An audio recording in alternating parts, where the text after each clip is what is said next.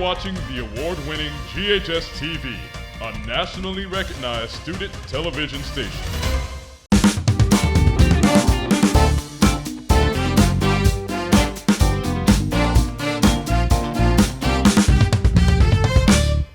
Hello and welcome to GHS-TV's award-winning talk show, Crosstalk. I'm Cris Peña.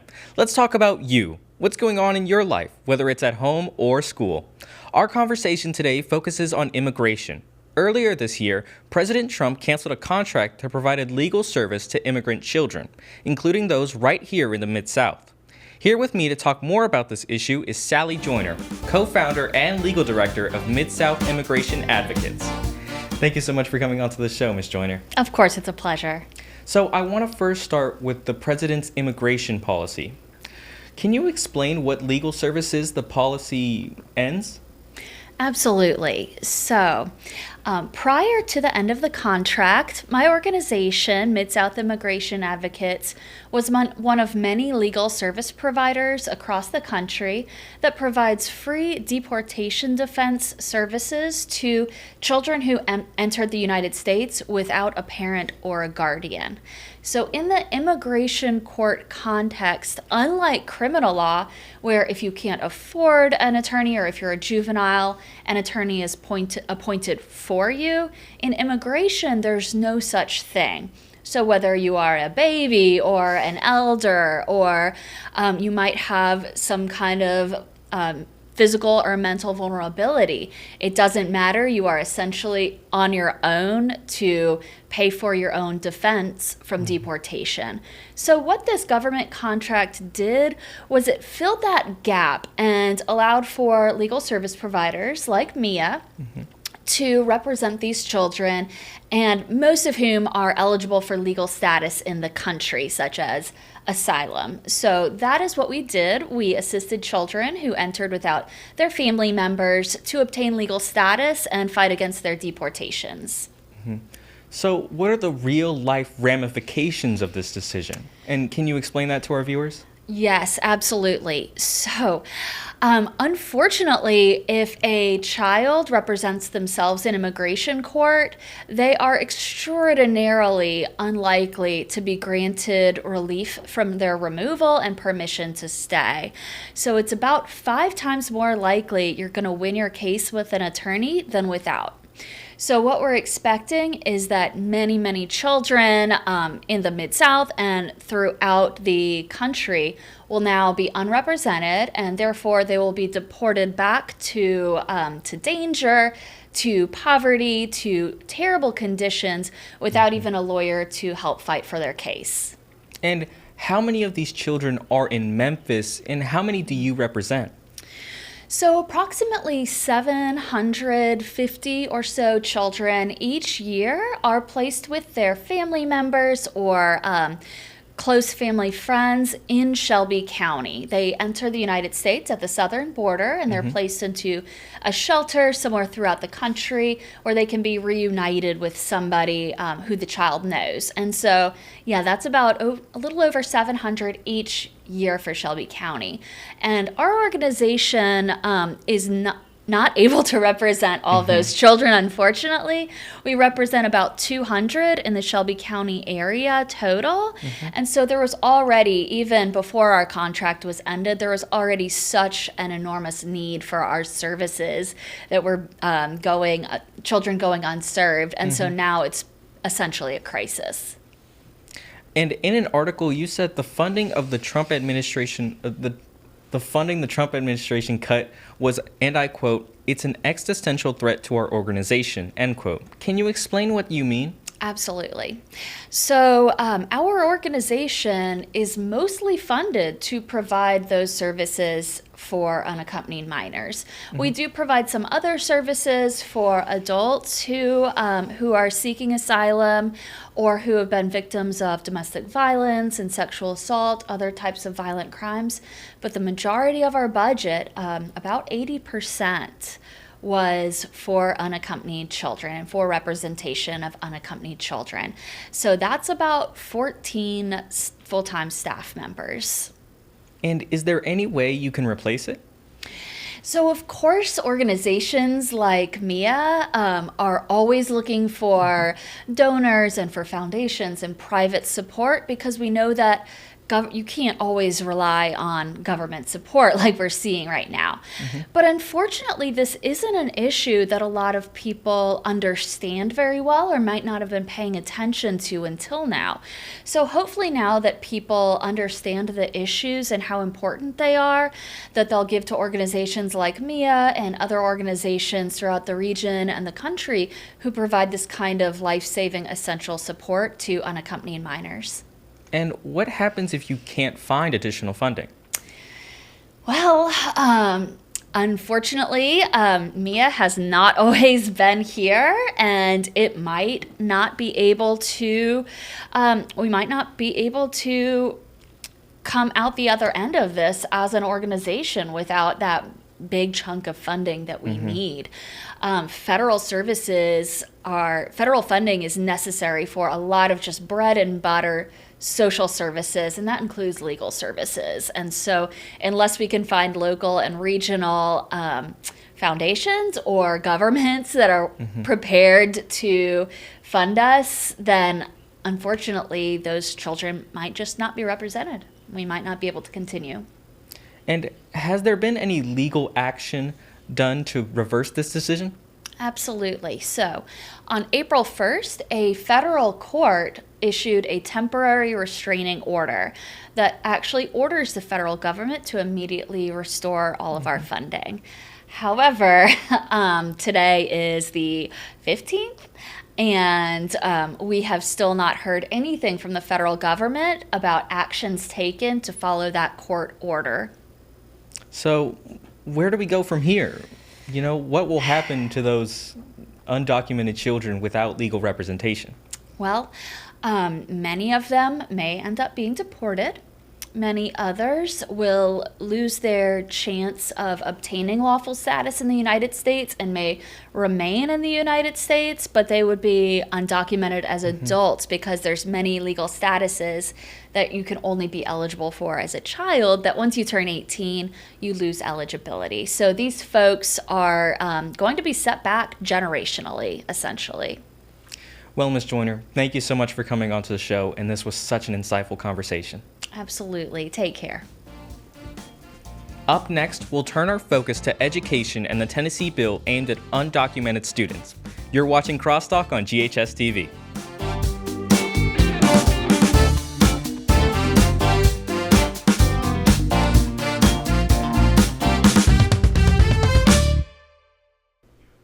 Welcome back to Crosstalk. This segment, we're talking about immigration and its impact on education.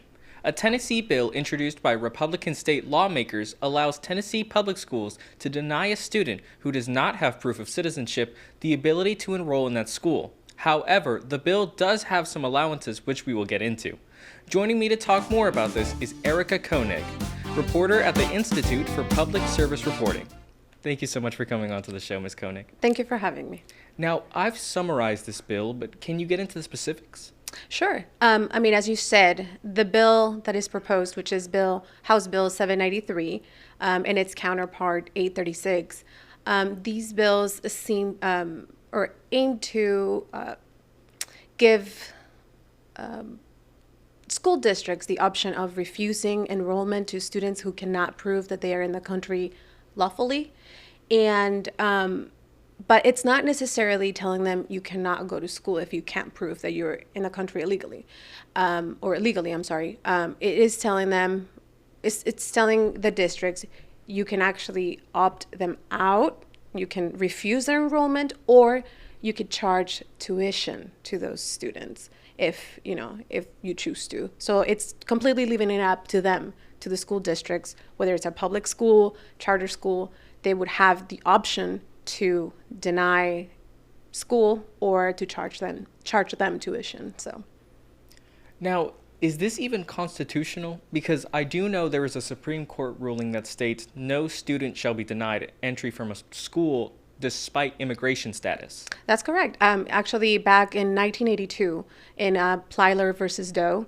the Supreme Court ruled that all students are entitled to a free public education regardless of their immigration status. So, yeah, this bill is definitely not constitutional, and it isn't. So it's very, it does make you wonder why they're doing this.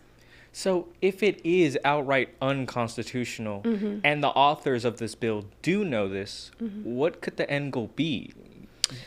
Well, as a reporter, I don't like to speculate on things like that, but I will say that through my reporting, some of my sources and immigration rights advocates have mentioned that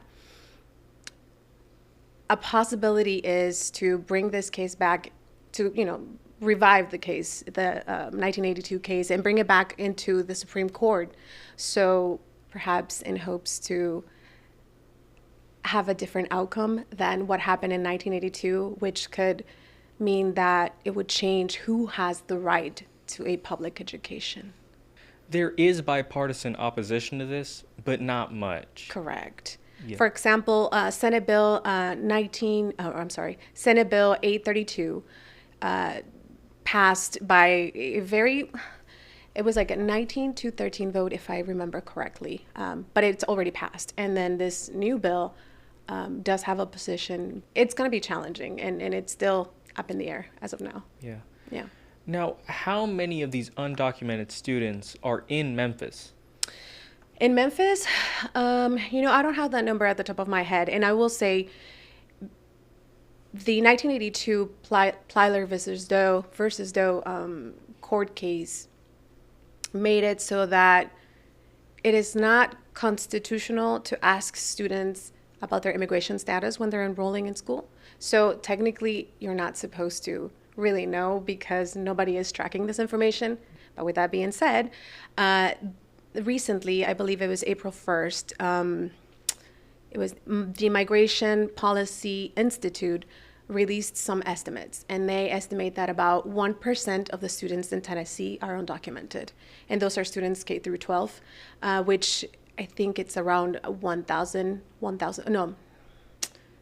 students, 10,000 students. So it's 1% of the population, student population. But again, those are just rough estimates because nobody is technically actively tracking this information at this point. So. Well, Ms. Koenig, thank you so much for coming on to the show, and this was such a great conversation. It was great being here. Thank you for having me. We've heard from our experts. After the break, our panel discusses the impact the Republican immigration agenda may have on the GHS student body, so stick around.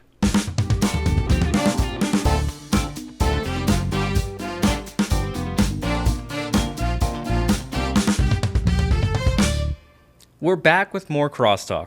I'm Cris Peña. We've assembled our panel to discuss everything we've heard today. I've got GHS Spanish teacher Liliana Torres and student Jessica Trejo. Thank you guys so much for coming on to the show. Thank you for inviting us. Thank you.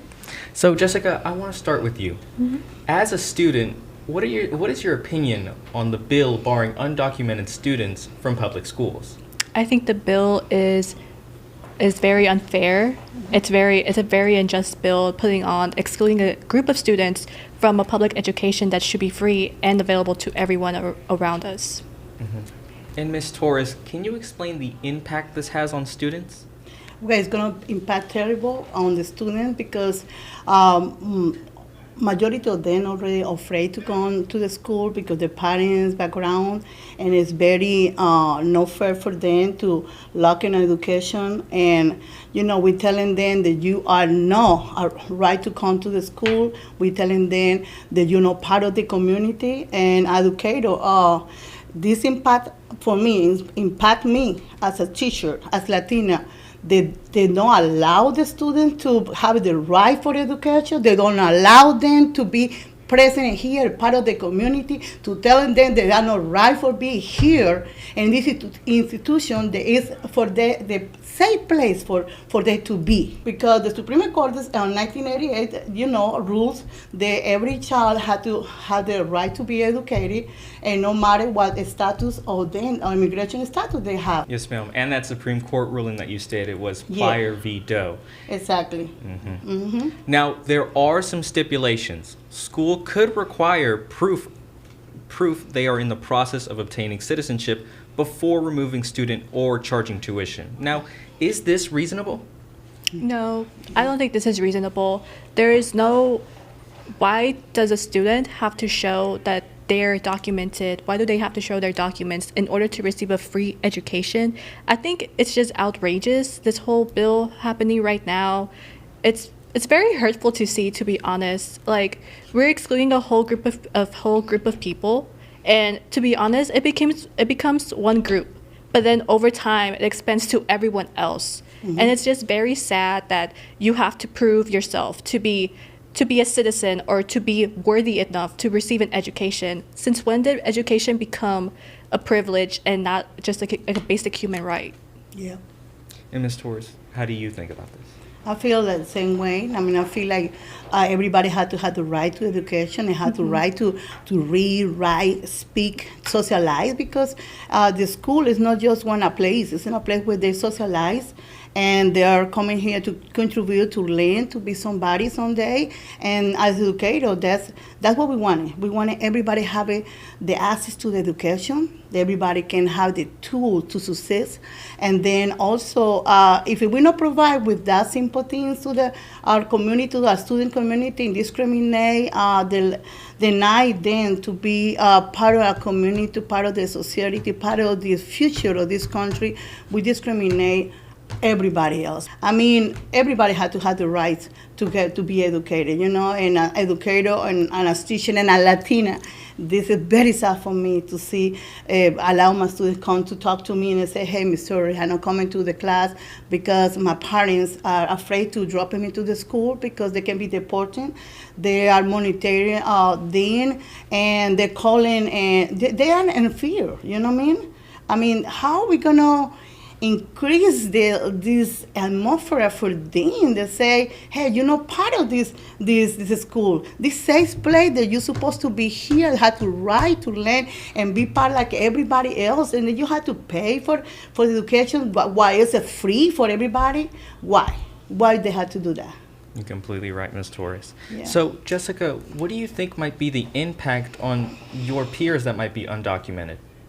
Well, personally, I know a lot of my friends actually aren't undocumented. I know a lot of people, like, in other places, not just in Germantown High School, but like in the whole Shelby County area and in Tennessee, who right now they're living in fear. They're just living in fear. You can't concentrate at school, and also as a friend of them, I fear for them. Like, and it doesn't just impact these families, these students, it impacts everybody else. Because how would you feel if your friend can't go to school? They're like, oh, hey, by the way, I'm not coming this week to school because my parents are scared, or I'm scared myself of going to school because of like everything that's going on. What if ICE raids the school? What if they ask about my documents, even though I'm in process for them, or I just don't have them? And for me, that's very scary. Just having like your friends taken away because of this status, this just like construct that we made about like a person. And Ms. Torres, can you speak to the hardships that might be placed on undocumented children? Well, I think so. The folks, they had the power, they're trying to do this law. They had to put the hand in the heart, because every policy, that they're trying to create it, is somebody behind. It's a family behind that. It's not a child. It's not somebody with hopes, It's somebody they wanted to be treated the same way, And this country, is the country of opportunity, We deny to them to get the opportunity to, be successful. They don't have the right to do that. They don't have the right to deny no one for free education. And as I've mentioned before, this is a financial burden. The undocumented family is already paying taxes that are used for education. Exactly. That's what they don't understand. They do the IT, the ITI, and then pay the renting a house, and then pay. They do contribute, They are contribute financially to this country. They don't thinking about that stuff that they're doing too. Just thinking to see, oh, no, the immigrant, they don't have the right to education because they're going to take the money for everybody. That's not right. No. They contribute, they pay taxes. Not maybe directly, like with Social Security, but they do with the IT, and they pay it, you know what I mean? And that pay the education. And then add on the tuition of around $7,000. That's ridiculous. That's too much. If the school board does go down this avenue. Can either of you talk about this? Go ahead, honey. Okay. Well, it's just so frustrating and it's just sad, just outright sad, that these families still have to pay taxes and have to pay $7,000 on top of that just to get the same education that another child gets for free. In those $7,000, they could just say oh, it goes to the benefits of the child, to do all these programs for the child. Okay, but that's what our tax money does. Our tax money pays for these public schools. They pay for us to have these books, these programs, everything that involves public education. Our tax money pays that. And it's outright outrageous, just sad. It's just not okay. Just not fair. It's just not fair. It's just not fair. Now, this is for the both of you. What would you like to say to government leaders who support this bill? I'm going to say, put your hand in your heart, okay? You are father, okay? You have grandchildren, you have family, and what are you going to feel that somebody going to try to do this to your own kids, you know what I mean? Denied something that's free for everybody. And I wanted to telling them, look, what is behind that policy? A person, a family, and somebody with hopes and dreams, somebody to try to do the best. They work so hard. I want to say that you need to do right. You need to do your best. Thank you so much for coming on to the show. Thank you. This has been such a great conversation. Thank you. We want to thank our experts, Sally Joyner and Erica Koenig, for coming onto the show and giving us their insight. We also want to thank our panel from GHS, Ms. Torres and Jessica Trejo. For more information on our programming, please check us out on the web at ghstv.org, where we are streaming live 24 hours a day. You can also check us out on Facebook and Instagram. I'm Cris Peña, and from all of us at GHS-TV, thank you for watching Crosstalk, and I hope to see you again.